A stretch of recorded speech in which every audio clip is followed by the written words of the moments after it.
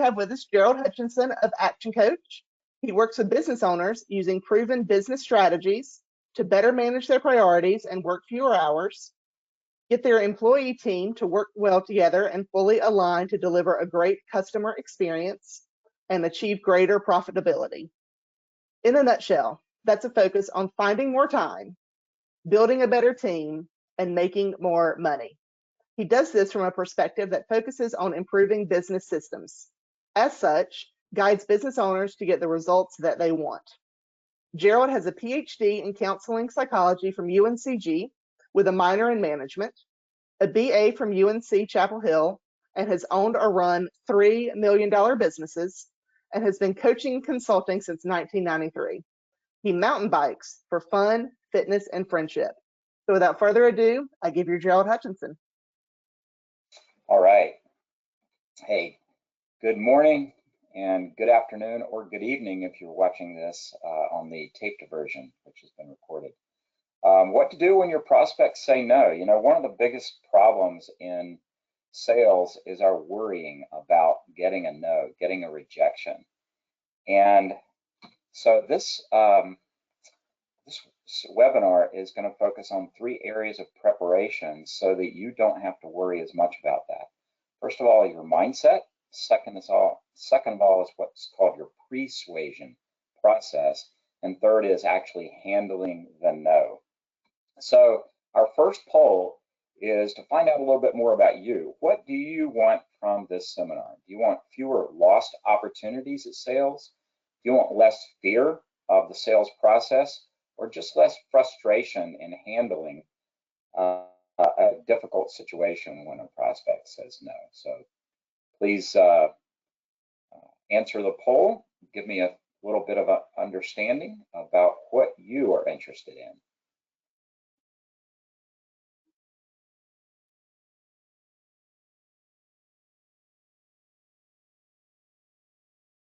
I'll give you guys just a few seconds to continue voting. Thank you so much for your input.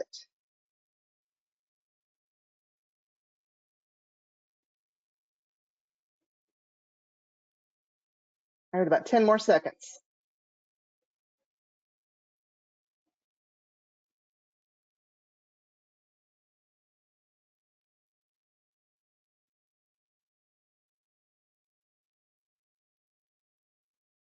Gerald, can you see the responses? I cannot. Looks like 82% said fewer missed opportunities, with 9% each for less fear and less frustration. All right, fantastic. So we've got folks who are interested in learning techniques so that they actually make more sales, and I love that response. So let me ask you if I can be your coach for the next hour and a half, and also along with that, will you participate fully? If you participate, then you're much more likely to get a lot out of today. If you're kind of observing while you're doing other things, your attention will be split, and that's okay, that's your decision. But the more fully you participate, the more you're going to get out of today. So let's see, gotta go the other way. Okay, my mouse is acting up. One of the things that you'll get today are what we call BFOs. A BFO is fundamentally a blinding flash of the obvious. And the reason I call it that is that you actually know a lot about persuasion and influence, but sometimes you haven't heard it in the right way, or you've heard it time after time, but it just didn't necessarily click. So what you're likely to get today are just some of those clicks where the right things happened in the right way, or maybe I said it in the right way, or maybe just the setup of this webinar is such that you're ready to hear the message. And we call those BFOs. So be ready with a pencil and paper to write down some of those BFOs. As I said, I'm going to cover mindset, persuasion, and then actually handling the no. And the reason for that is that the beliefs that you have about yourself, about your company, and about your product, as well as about your customer, will predict the setup to whether they actually say no or not. So who is driving your mind? Who have you given the keys to? Is it somebody who is supercharged, somebody who's highly competent and nimble at speed, or is it a teenager who may not know what they're driving?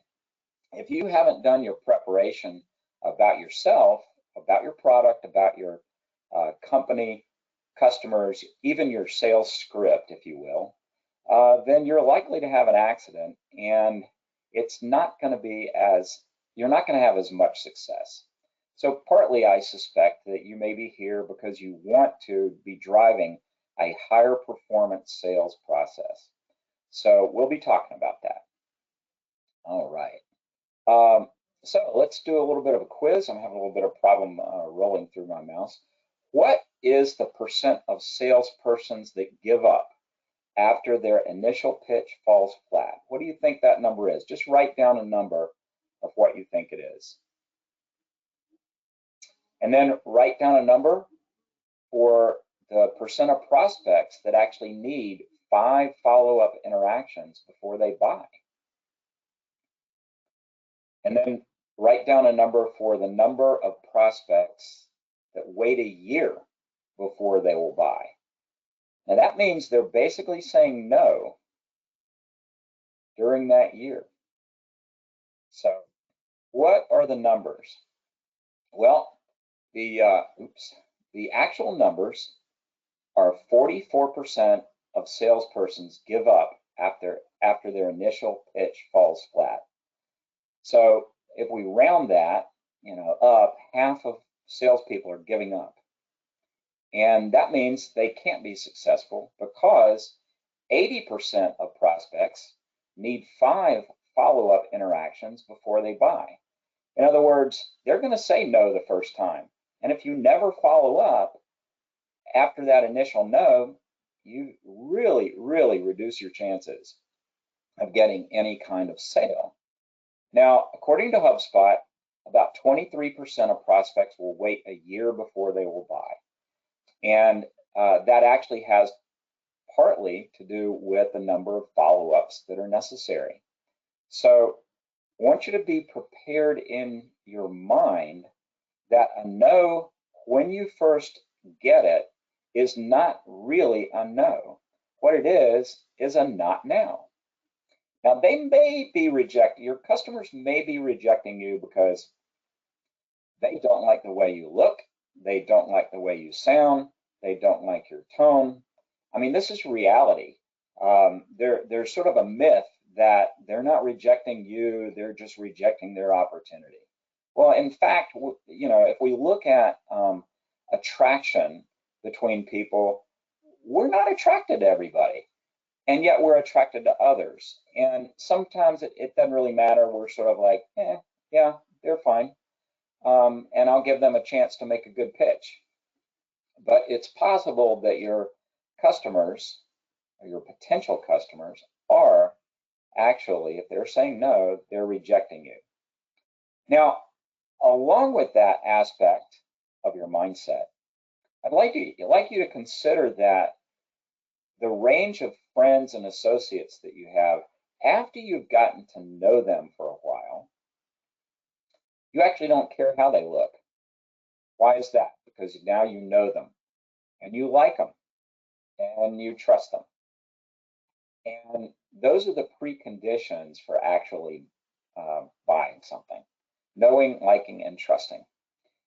So your mindset and how you think about your customers, your prospects, has a huge impact on your eventual outcome. And as Henry Ford said, if you think you can or you think you can't, either way you'll be right. So one of the things that many salespeople do is they work a lot on their motivation. And motivational seminars for salespeople are all over the place. And there's some great resources on YouTube, which I would direct you to. And I assume that some of you are very well aware of those. All right, let's talk about persuasion. Now, persuasion was a term that was coined by Richard Cialdini, who had written a previous book called Persuasion or Influence, the Psychology of Influence. And then he came out with the idea of persuasion, which I think is very clever, and it's actually fairly true. Persuasion process means that you know what your offer, in other words, the features and benefits of your products or your services. But in order to be effective, do you know what your clients want and why they would be buying from you? In other words, what problems are they trying to solve? If you are selling Mercedes-Benz, part of the problem that you may be trying to solve is either quality or status. So the more that you are clear on what your customers really want, the easier it's going to be to prepare or persuade them into a purchase. And I'd like you to remember that people buy with their hearts, but they rationalize it with their head. I've heard the percentage, and I don't know if this is scientifically verifiable, but as a rule of thumb, I think it's very, very useful. And that is that most buying decisions are about 80% emotional. And the other 20%, which is reason or rationalization, it's just to convince yourself that you made the right emotional decision. So knowing more about the psychology and the situation of your prospects will go a long way in preventing a no. So I've got my window a little bit in the way here. Persuasion will increase the likelihood of your getting to a yes. And a persuasion technique are small asks that are systematic, they're incremental, they get agreement, and this allows your prospects to start feeling more comfortable saying yes to you. So a good combination of both persuasion and influence techniques, if you combine that with your persuasion and influence techniques, in other words, your sales technique, then you've got a good chance of getting to a yes. So why do people buy? Well, one, they want relief from their problems. Secondly, they want to avoid future problems. And thirdly, they want to seize an opportunity to feel good. So if you think about that, each one of those is an emotion. They want relief for their problem. They're frustrated. They want to avoid future problems, so that in some ways they're fearful. They've got some anxiety, some uncertainty about having future problems, and they see your product or service as providing a resolution to that. And then the other one is they just want an opportunity to feel good. Now, one of my sales coaches was much more certain, and he was 73 years old and had been in sales all his life, and he said, Gerald, there are only two reasons that people buy. People are in pain and they want to get out of it, or they anticipate pain and they want to avoid it. And I challenged him with the idea of an opportunity to feel good. And he said, well, if you think about the person that wants to buy a Jaguar or a Mercedes, right now they're feeling like if they have that, yes, they'll feel good, but it will also resolve their feeling like they don't have enough status with their current vehicle. And so in that sense, it will avoid their future problems, and it also resolves the current pain that they may be in. So I'm not sure that that's a particularly, well, it's an oversimplification, but you want to be thinking, what fundamentally is the emotional state that my prospects need to resolve in order to feel better? And this allows you to ask questions and focus your persuasion techniques to address those problems. So, got another poll for you. Some of you may be familiar with the concept of the sales funnel. Some of you may be new to that idea. But on average, how many touches does it take to get a customer to say yes? Is it 1 to 3, 4 to 6, or more than 7?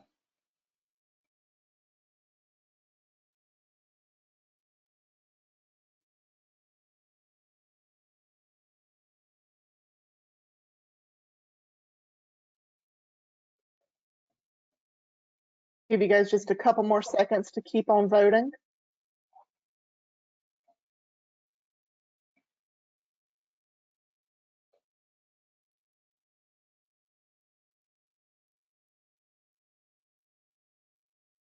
Right. Looks like 4% said 1 to 3, 58% said 4 to 6, and 38% said 7 or more. All right, all right. Well done, folks. This was a little bit of a check because earlier I said that 80% need at least 5 more interactions in order to get to a yes. And certainly the range is 5 and above, 4 to 6, and above. But the rule of thumb that I have consistently heard is 7 or more touches. So now the question becomes, what are touches? How are you interacting with the customer? How are you warming up? Because you can get a no from a cold call, and that's like 1 touch. Or you could get a no after you've been working with a client and having coffee with them and sending them the material and following up with emails and writing proposals and so on and so forth. And, it just may take a while. For most people, if they do not know you, it's going to take a lot longer. Now, if they know you and you've got a good referral, they may be willing to buy right off the bat. It may only take 1 touch to get there. They are in the right frame of mind and they see your product or service as the resolution to their emotional discomfort, then they can buy right off the bat. 2 weeks ago, I had the CEO of a company call me up and say, Gerald, let's talk. That was 1 touch. All right, so we set up an appointment and I sat down with them for almost an hour and a half. We pretty much agreed that we're going to be working then, but I came back 3 days later and he signed the contract. So, that was 3 touches. So he was ready. He was ready. Now, part of the reason for that is that he had social proof, or he had proof that from someone else, in other words, a testimonial and a referral, that I could help him solve his problems with his business. And consequently, it really was much easier. And in fact, you could think of that referral or testimonial as a persuasion technique in a way. My referral said, would you be willing to meet with Gerald? Because I think he might be able to help you out. Well, that's a persuasion. So he was already inclined to think favorably of me. I wasn't just a mystery business coach coming out of nowhere, knocking on his door, asking for his business. So one of the takeaways from this is that the more of the persuasion, referrals, testimonials that you can line up, the more likely it is that it's going to be easy for your prospects to say yes to you. All right, let me see if I can move on. Let's talk about funneling. And remember that people like to buy, but they don't like being sold. So what does that mean? Well, if we talk about a funnel, and I couldn't both get something content-wise and graphic-wise that worked well. So imagine this is your funnel. Tofu, I love that. Tofu means top of funnel. Mofu means middle of funnel. And Bofu means bottom of funnel. So top of funnel means you're dealing with someone that's just absolutely cold. They may not know of you at all, or they may have just seen the, the sign on your business and they've driven by it 100 times. They may have sent an advertisement. They may have seen your Instagram account, something come up like that.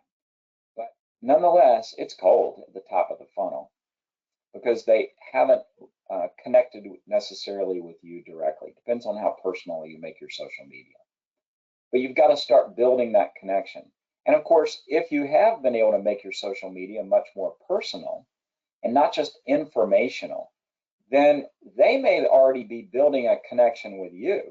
I mean, you've heard of fanboys and fangirls who just absolutely love whatever somebody does that they see on YouTube or Twitter or Instagram, Facebook, and they've already made, in a sense, a connection, almost like a love connection with someone that they've never met because of the image that it's presented.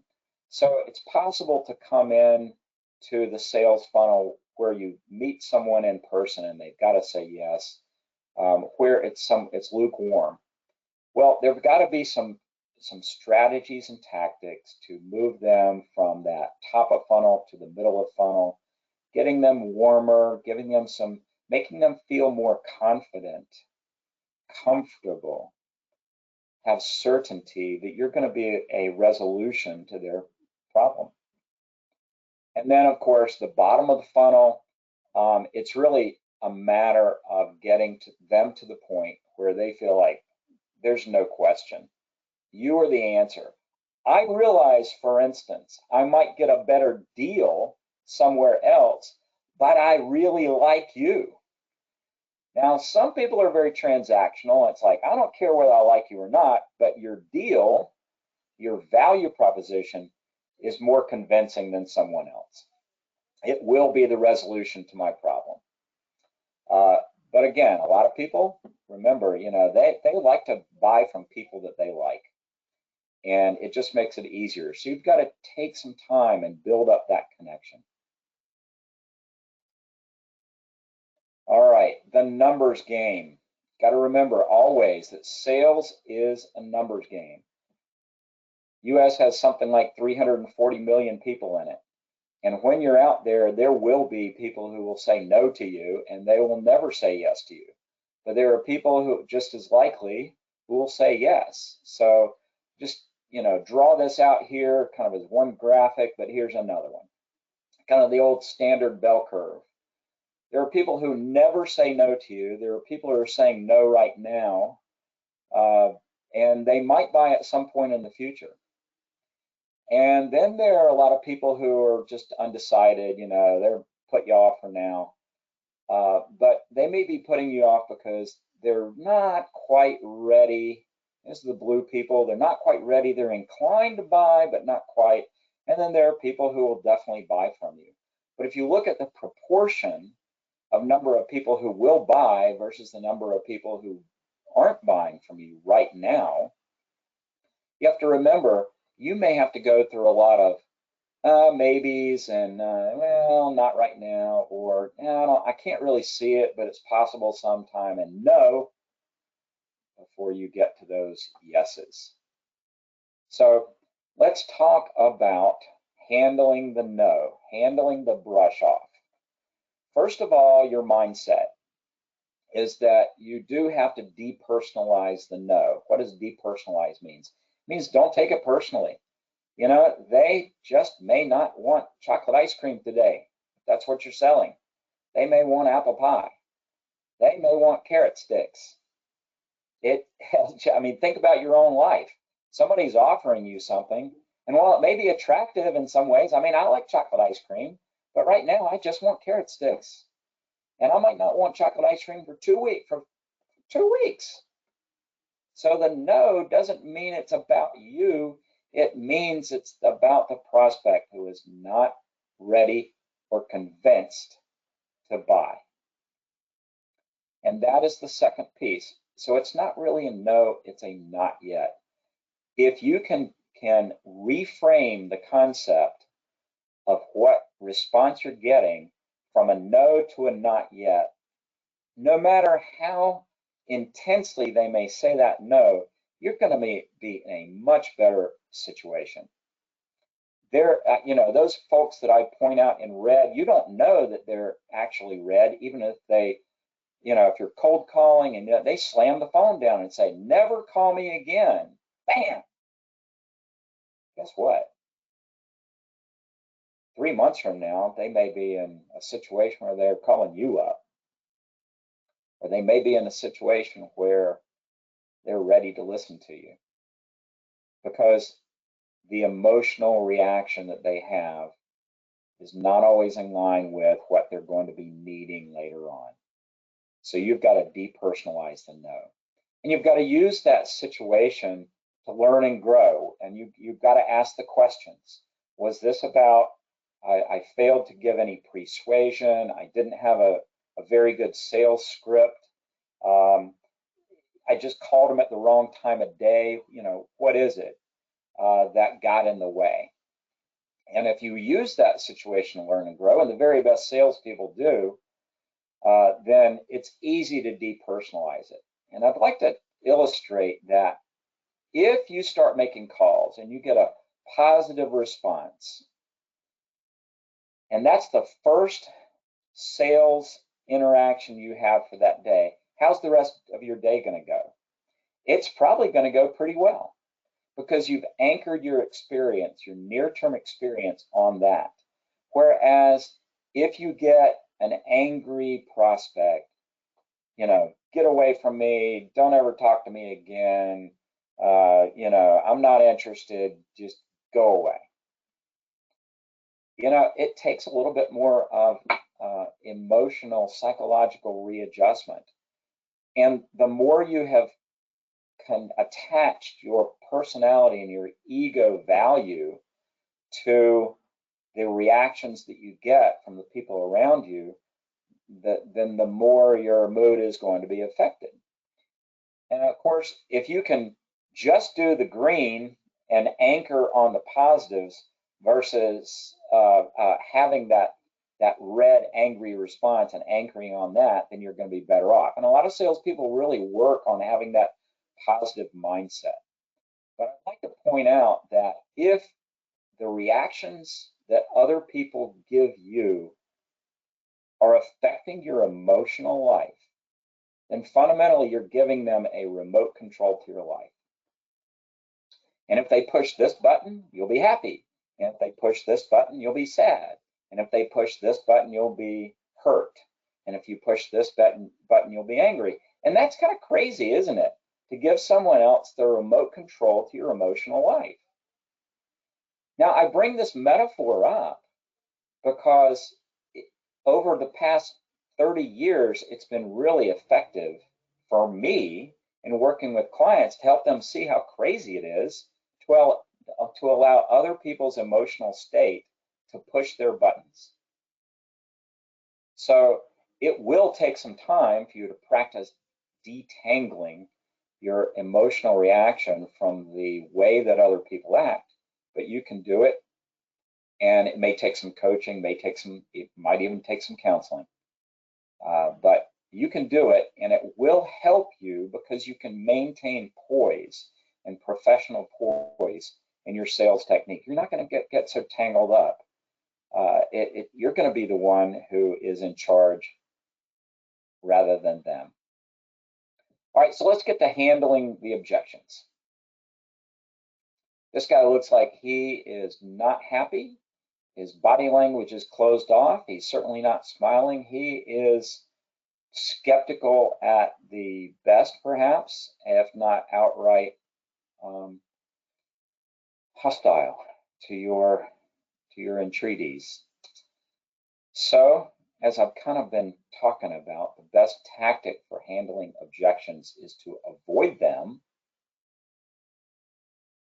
which involves being prepared, knowing who your target is, knowing what your offer is and how that fits as a best match with your target, and then having a script or the right kind of things to say.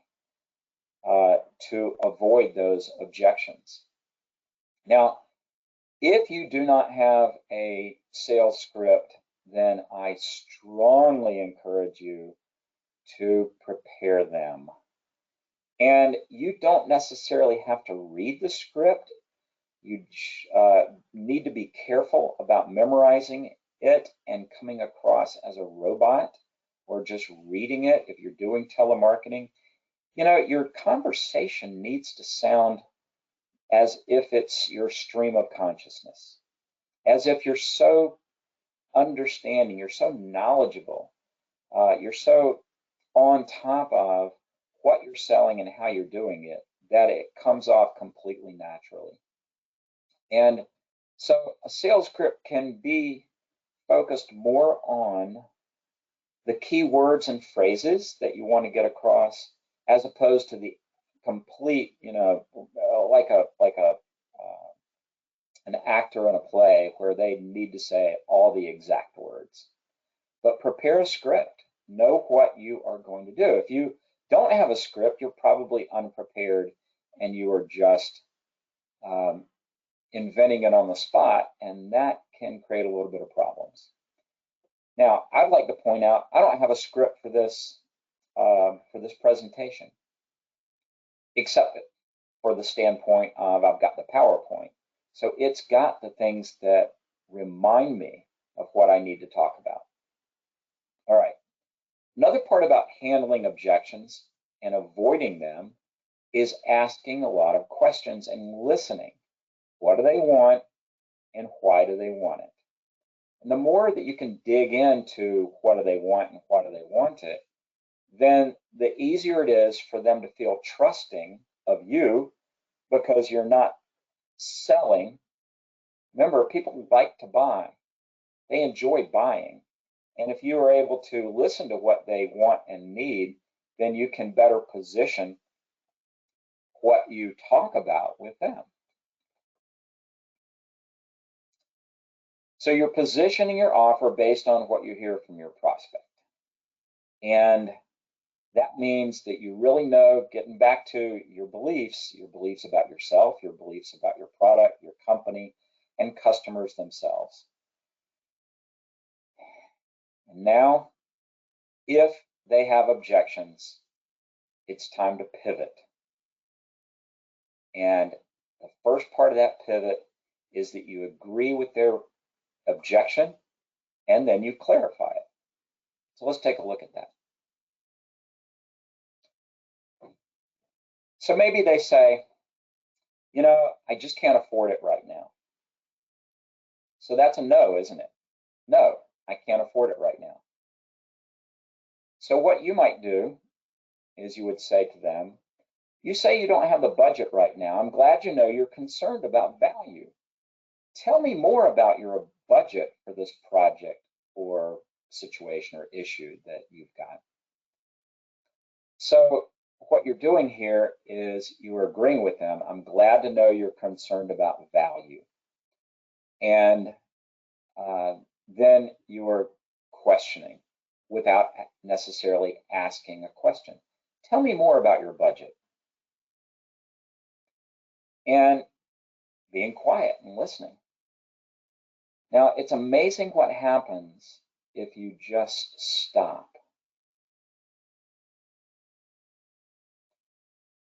If you just stop talking. Most people have an uncomfortableness with silence. And so they'll start talking.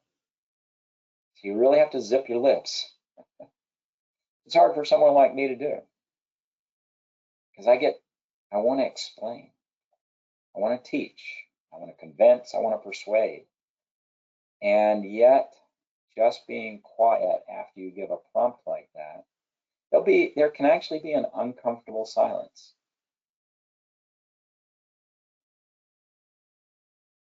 And if you wait them out, they'll start talking. So you're pivoting away from their initial objection. I can't afford it right now.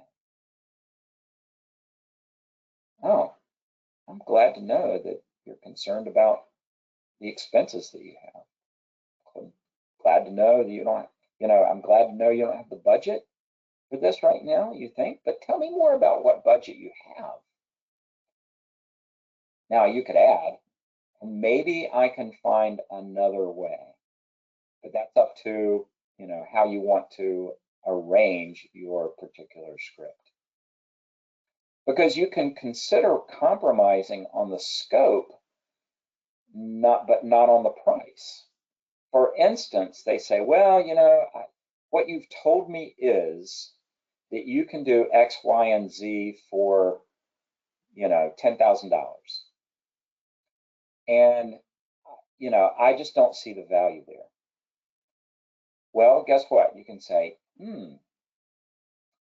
if I added A and K to this, knowing that that would drop your profit margin, but would allow you to get to a yes, and that was parenthetical. So if I added A and K as part of the bundle, would that interest you? Of course, they're going to say yes. So you can compromise on what you add to what you're pitching. I'm not sure if I really want to buy that bicycle for $800. If I threw in a lock and a bell, would that seal the deal for you? Well, guess what? You've made a compromise, a concession about their concerns and their return concession, because human beings love to return a concession. They are likely to concede as well. And of course, if you're selling a bicycle, guess what's going to happen 3 months and 6 months and 2 years? Now you're selling service, or now you're selling an upgrade. They want a new bike.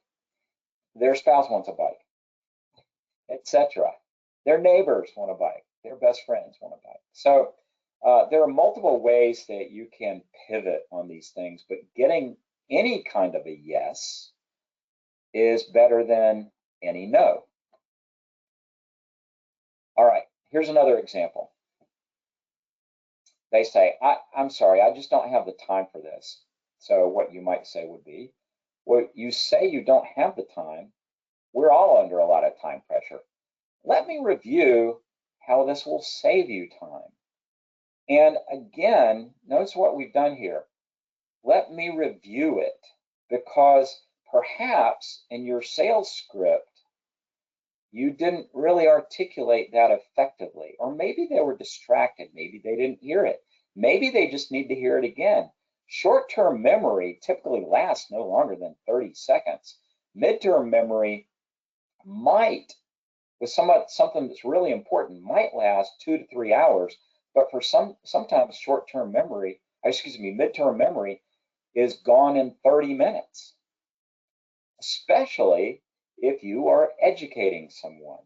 This is why I want you to be making notes, because you're probably going to forget stuff if you don't make notes about it. That will help reinforce your at least midterm memory. So when you hear an objection, I just don't have the time for this, you agree with that. We're all under a lot of time pressure. I get it. Let me review. This is your pivot. Let me review how this will save you time. Now, this is not asking a question, because they kind of definitively said, no, I don't have time. So it gives you another chance to reiterate that point. All right, so let's look at a third example. And this is where they would say, I'm just not sure that what you've got is going to help me solve my problem. And so you agree. I understand you have concerns about our product solving your problem. That's good and natural. So you're agreeing with them. You're not resisting. No, that's wrong. You don't do that. Perhaps if you called our customer, and that this is an X or a Y or a Z, you'd know that it works. Let me pull out her number. Now, you use this technique when you've actually got customers that are raving fans, that are willing to give testimonials and can give testimonials off the bat. If you didn't have that, then you would say, I understand you have concerns about this solving a problem. That's good and natural. Many people have those concerns until they buy and become satisfied with how it solves their problem. Our website has a number of testimonials of folks that have been very satisfied with how this solved their problem. And so, check out our website. Or let me pull that up for you, and you can talk about the customers that you've had before and that allow you to provide that social proof. Remember, if you profess our product or service is the best, then what that means is it's just a simple declaration. It's called argument by assertion. My product's the very best. But if somebody else is saying it about you, it becomes real. And if it's a sales environment and you're doing these assertions, ours is the very best, we save the most time, we'll help you make the most money, nothing wrong with that. It does have some impact and some influence depending upon the credibility and the connection that you've brought up to your prospect. But if somebody else and multiple other people are saying that, then it's hard to refute it, quite frankly. And this goes back to, celebrity spokespeople. They are hired testimonials. They're hired guns to make your product or service seem like it's absolutely the best. Because everybody, loves a celebrity, whether they have any expertise. It's like, I'm not a doctor, but I play one on TV, and therefore, my product of copper ankle weights, will make your feet feel better at the end of the day. Well, again, it's just an assertion, but it's better than your off-camera spokesperson saying something like that. All right, so here's another pivot. If they're still hesitant and they're saying, I'm not sure, and of course, if they not definitively said no, then they're basically saying, I'm not sure. Then it's time to appeal to emotions. First of all, what questions do you still have? Do you have any questions? Again, you are making sure that you really understand their what and their why. What are they really looking for, and why are they really looking for it? So that you can best respond.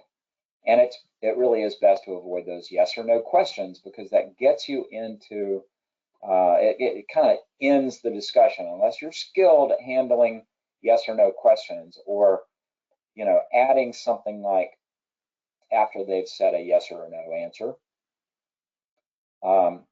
You can go. Now, one of the concerns that other people have, and they go no. You go, okay. Well, one of the concerns that other people have, and this allows you to move into your next stage. I don't think so. And here's a beautiful one. Even if they said no, think about this. You say, before you make up your mind, I can see you're a bit like me. You like to see the math that proves the value of the product, or hear from others, which is testimonial, who've been successful with the product. Okay, what a great phrase. Before you make up your mind, even if they've said no. Okay, it could be before you've made a final decision, even if they've said no. Because we all know, most of us, we've said no to something, and then somebody else came back and said, and we've rethought it. So again, this gets back to not giving up. not stopping with that initial or the second or the fifth. No, let's keep going. Persist, but do it in good nature. You know, it's not beating their heads over. Sometimes it's best to make a tactical retreat for their no right now and go, I can see this is not the right time, and that's fine. I'll give you a call back. So actually, I think I do that. Yeah, in one of these, the next ones. So they're still saying, I don't think so. It's natural for people to have second thoughts. That means you're thinking critically. What most people do with us is to try us out. Notice what you've done. You pivoted. What most people do. Why would that phrase be so powerful? The reason it's so powerful is that most people follow the crowd. Most people like to know that they're not out there on their own. They like to know that they're doing what other people do. So your assertion, what most people do is try us out, meaning it's not a complete, they're in it forever, but they try us out with X, Y, or Z. And I would like to mention that many organizations, many corporations are actually understanding that there's a much more skeptical buying public out there, and that a conditional tryout or a no contract type of service is really becoming the norm, because people are terrified of having a contract that they're going to get into and it's not what I thought it was, and now I'm stuck, and they feel abused and they tell everybody else bad things. So having that ability to try you out, 30-day free trial, 30-day money back, you know, these are ways. What most people do if you're not sure. All right, now appealing to emotions if they're still hesitant. These are using phrases like, think how good you'll feel when you've got that new bicycle, or when you're enjoying that cheesecake with your friends after dinner. Think about how good you'll feel when you don't have to worry about your books being in order anymore. Think about how good you'll feel when you make more money, when you don't have to hassle with these tools or machinery, you know? So now you're appealing to emotion. Think about how much more relaxed you'll be knowing that our product or our services has freed you up from time and worry. Think about how much this will advance your career or business and give you more options. Now, this is kind of interesting because I'm using the word think about, and that can stimulate a little bit more left brain and not as much emotion. But it is a simple substitute for imagine.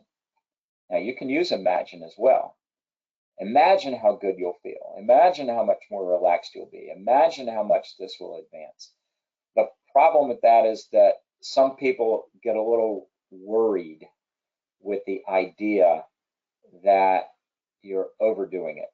So depending on the situation, if you have a choice, I would say use the think about phrase as opposed to the imagine. All right, finally, they are emphatic and they say no, no way.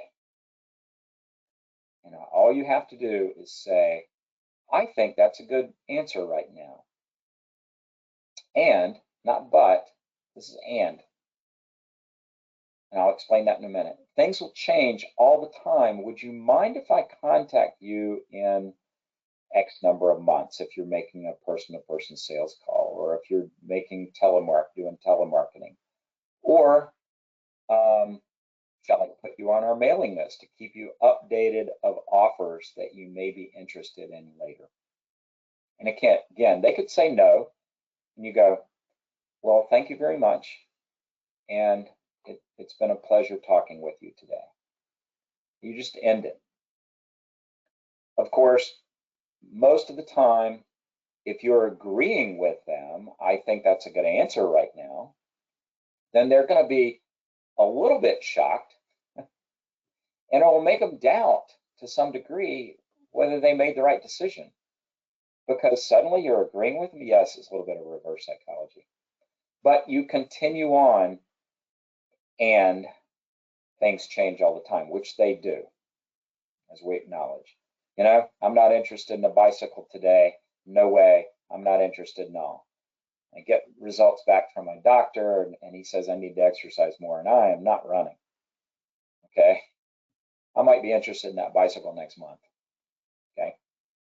As an example. All right. Why is the word and so important? Some of you may have heard this. This may be a BFO. You may have heard it years ago and you forgot about it. The difference between and but. I think that's a good answer right now, but things change all the time. What the word but does is it actually minimizes or dismisses as valid the phrase that came before, or the concept that came before. And that undermines your building connection and empathy and trustworthiness with them. If you use the word and, it allows the first statement to be true, and also allows you to add another statement, which could be contradictory, but and in fact, it agrees with it. I think that's a good answer right now. And things change all the time, meaning implied, things may be different tomorrow. So consequently, using the word and, if you're getting a no, you agree with them and ask for a next step somewhere down the line. Depending on what you're selling, it may be a week, it may be a month, it may be a quarter, it may be 6 months from now. All right, let's talk about the final takeaways. I'd like you to look through your notes. These are the takeaways I hope that you will have gotten. Sales is a persuasion game and a numbers game. So you've got to be set up with your system to do persuasion, get them through the funnel. But it's also a numbers game. And you can't get everybody through the funnel. There's going to be a good number, of folks who are just not going to allow you to get through. So in a way, it's like poker, and that is, you're definitely going to lose a lot. But if you're winning more than you're losing, then you're going to be ahead.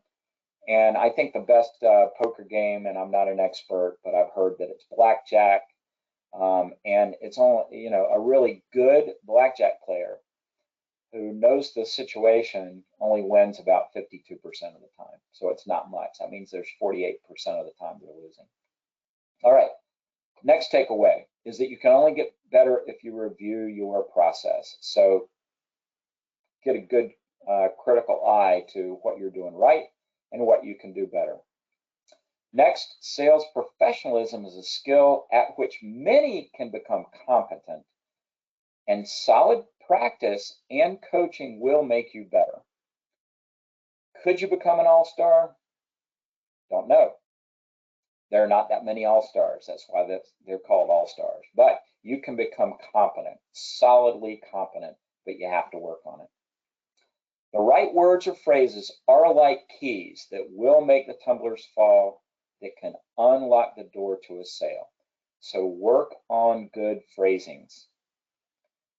Personally, as part of your mindset, humility and grit guard against the feelings of rejection. And finally, you've got to review and renew constantly your faith in yourself. Don't define yourself entirely by your results. Yes, it's great to have a sense of accomplishment, that you're much more than your sales ability. There are so many more dimensions to your life.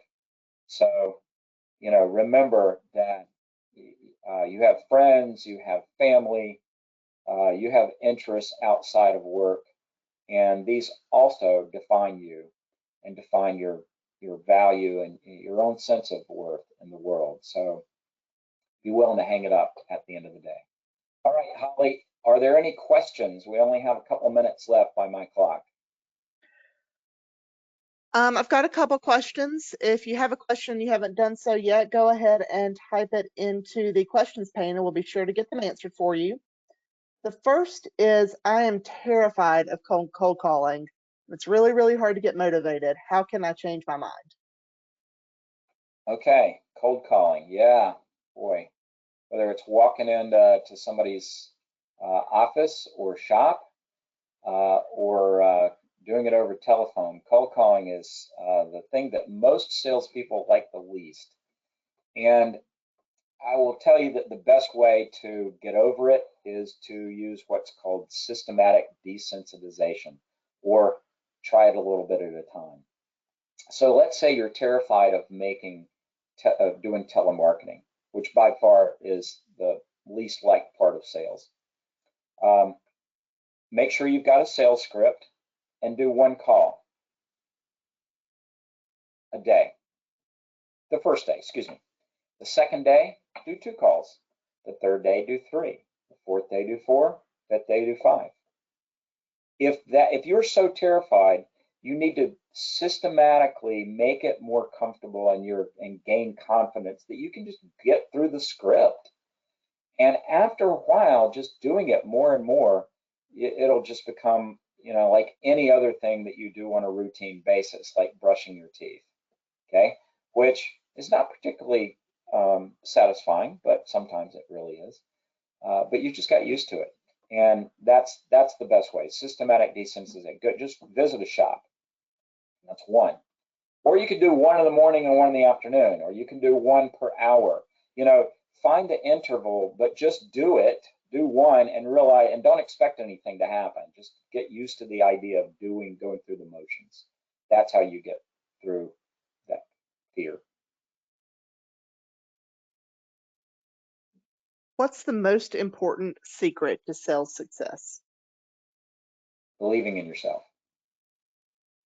So that has to do with mindset and depersonalizing, taking your own sense of identity out of the equation.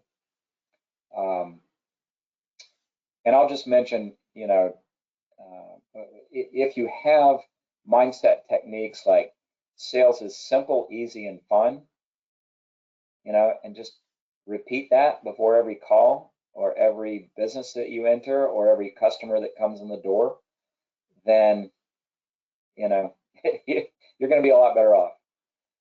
So looks like we're at the end. If you'd like a complimentary strategy session about sales or your business, then just text #sales to me at that number below, 336-210-2655. And I'll be happy to set up a meeting with you in the next few weeks, and we can talk about what you can do to be a better salesperson, how that will impact your business. And I think our time's up, Holly. Am I reading the clock right? Yep. All right, Gerald, thank you so much for your time. To everyone who was here for our seminar, thank you as well. You will be receiving an email with a survey, and we encourage you to fill that out. That helps us a lot in planning our future programming. Thank you to everybody, and enjoy the rest of your day. Thank you, Holly, and thanks everybody who showed up and participated.